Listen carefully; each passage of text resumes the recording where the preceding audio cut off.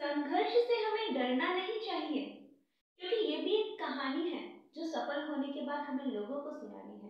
Hello everyone, a very warm welcome to all of you. So students, आज हम प्रतिरक्षा के बारे में पढ़ेंगे, जिसे हम इम्यूनिटी भी कहते हैं। अब देखो स्टूडेंट्स, जो प्रतिरक्षा है वो लैटिन भाषा का शब्द है जिसका अर्थ होता है स्वतंत्र करना। नेक्स्ट, स्टडी ऑफ इम्यूनिटी, इसे हम कहते हैं इम्यूनोलॉजी। प्रतिरक्षा के जनक यानी फादर ऑफ इम्यूनिटी, प्रतिरक्षा के बारे में सर्वप्रथम बताया एमिल वॉन बेरिंग ने। नेक्स्ट, प्रतिरक्षा किसे कहते हैं? शरीर में रोगों से लड़ने के लिए एक प्राकृतिक क्षमता पाई जाती है जिसे हम क्या कहते हैं? प्रतिरक्षा कहते हैं। अब देखिए स्टूडेंट्स, जो प्रतिरक्षा के प्रकार हैं वो है दो प्रकार के। एक तो है इनेट यानी जन्मजात प्रतिरक्षा, और एक है एक्वायर्ड जिसे हम अर्जित प्रतिरक्षा भी कहते हैं। सो स्टूडेंट्स, आज हम इनेट यानी जन्मजात प्रतिरक्षा है उसके बारे में अध्ययन करेंगे। अब ये होते कितने प्रकार के हैं?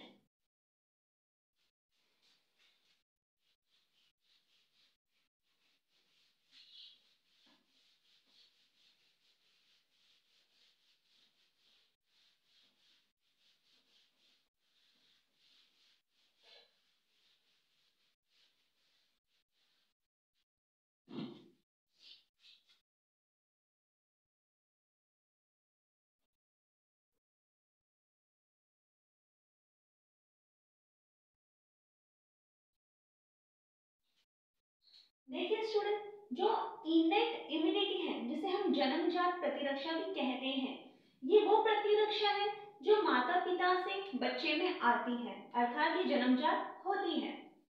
और ये होती है चार प्रकार की। कितने प्रकार की? चार प्रकार की।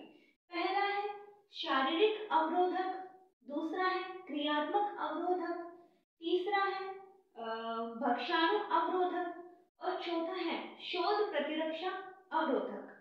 आज हम पढ़ेंगे शारीरिक अवरोधक। देखिए स्टूडेंट्स, ये होते हैं चार प्रकार के, उसमें से आज हम पढ़ने जा रहे हैं शारीरिक अवरोधक के बारे में।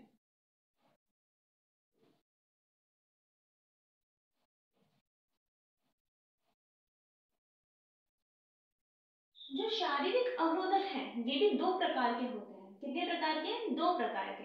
पहला है त्वचा, दूसरा है श्लेष्मा।